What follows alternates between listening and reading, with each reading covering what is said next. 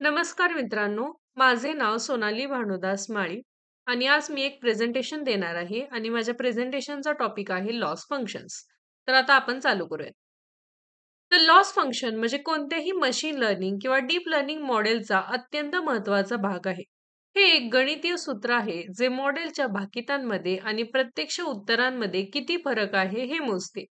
Training दरम्यान आपलं उद्दिष्ट असतं, की फक्त दोन्ही मधला जो फरक आहे म्हणजेच लॉस आहे, तो कसा कमी करता येईल. ज्याच्यामुळे मॉडेलची अचूकता वाढते.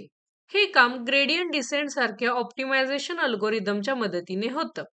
लॉस जितका कमी असेल, तितका मॉडेलचा परफॉर्मन्स आणि जनरलायझेशन चांगलं असतं. थोडक्यात सांगायचं झालं तर लॉस फंक्शन हेच त्या मॉडेलला शिकवण्याचं दिशादर्शन करणारं संकेत देतं. लॉस फंक्शन शिवाय न्यूरल नेटवर्क्सला स्वतःच्या प्रिडिक्शन बरोबर आहेत की नाही हे समजणारच नाही. तर आता आपण समजून घेऊयात की ही नेमकी कन्सेप्ट कशी असते. तर लॉस फंक्शन संकल्पना जाणून घेत असताना लॉस फंक्शन म्हणजे प्रेडिक्शन आणि ऑप्टिमायझेशन यांच्यामधला दुवा. हे मॉडेल केलेल्या चुकीचा हिशोब लावून ती चूक कमी करण्यासाठी जे वेट्स आहेत ते बदलायला आणि ऍडजस्ट करायला मदत करतं. लॉस फंक्शनचे दोन प्रमुख प्रकार पडतात. रिग्रेशन लॉसेस जसे की मीन स्क्वेअर्ड एरर, मीन ॲब्सोल्यूट एरर आणि ह्युबर लॉस. आणि हे सतत बदलणाऱ्या मूल्यांसाठी वापरले जातात. आणि क्लासिफिकेशन लॉसेस हे दुसरीकडे, ज्याच्यामुळे क्रॉस एंट्रॉपी, हिंज लॉस आणि केअर डायव्हर्जन्स हे वर्गीकरणासाठी म्हणजेच कॅटेगरियल डेटासाठी वापरले जातात. योग्य लॉस फंक्शन निवडल्याने मॉडेलचं परीक्षण स्थिर, जलद आणि अचूक होतं. काही वेळा विशिष्ट डेटा पॅटर्नसाठी कस्टम लॉस फंक्शन्स तयार केली जातात. जसं की प्रोबॅबिलिस्टिक मॉडेल्समध्ये निगेटिव्ह लॉग लाईकलीहूड योग्य लॉस फंक्शन निवडणं हे मॉडेल शिकण्यासाठी अत्यंत निर्णायक ठरतं.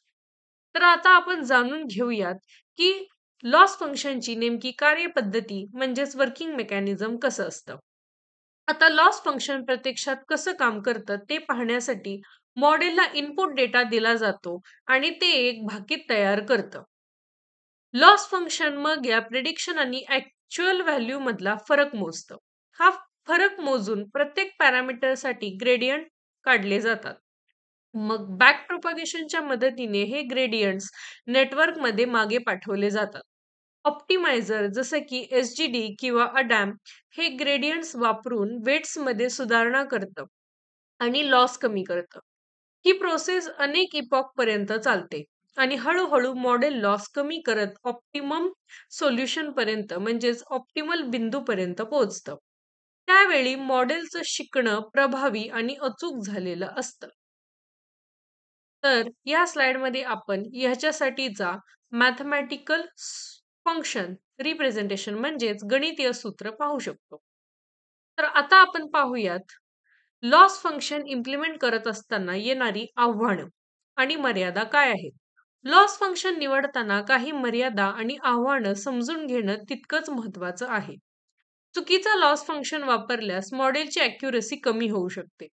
उदाहरणार्थ मीन स्क्वेअर एरर हा आउटलायर्स बद्दल खूप सेन्सिटिव्ह असतो. काही एक्स्ट्रीम व्हॅल्यूजमुळे एकूण लॉस बिघडू शकतो. मीन ॲब्सोल्यूट एरर थोडा रोबस्ट असला तरी त्यात नॉन डिफरन्शिएबल पॉइंट्स असतात, जे ग्रेडियंट फ्लोला अडथळा आणू शकतात. लॉसचं इम्प्रॉपर स्केलिंग झाल्यास ग्रेडियंट्स व्हॅनिश आणि एक्सप्लोड होण्याची शक्यता असते. इम्बॅलन्स डेटासेट्समध्ये लॉस हे डॉमिनंट वर्गाकडे झुकतं. त्यामुळे मायनर वर्ग योग्य शिकले जात नाहीत. जटिल लॉस फंक्शन्स कम्प्युटेशनल कॉस्ट वाढवतात आणि लॉस खूपच कमी झाल्यास मॉडेल ओव्हरफिट होऊ शकते. म्हणजे डेटा पाठ करून बसतं. म्हणून लॉस फंक्शन्स वापरताना प्रयोग, ट्युनिंग आणि संतुलन राखणं आवश्यक आहे. तर आता आपण पाहूयात माझ्या या संपूर्ण प्रेझेंटेशनचा सारांश. थोडक्यात सांगायचं झालं तर लॉस फंक्शन ही डीप लर्निंग मॉडेल शिकण्याची आणि सुधारण्याची दिशा ठरवते. हे एक न्यूमेरिकल फीडबॅक मेकॅनिझम आहे जे मॉडेलला परीक्षणादरम्यान योग्य मार्गदर्शन दाखवतं.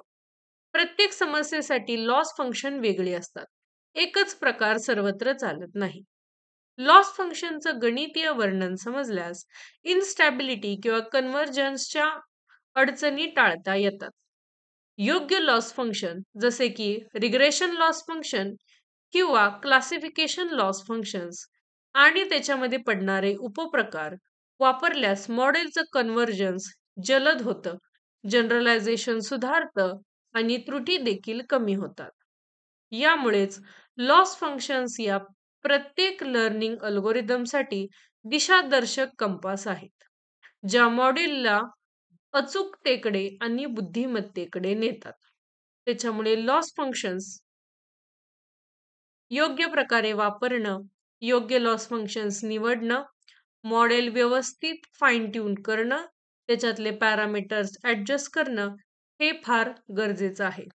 असं केल्यास तयार केले जाणारं मशीन लर्निंग मॉडेल किंवा डीप लर्निंग मॉडेल चांगल्या पद्धतीने कार्यरत आणि इम्प्लिमेंट केलं जाऊ शकतं.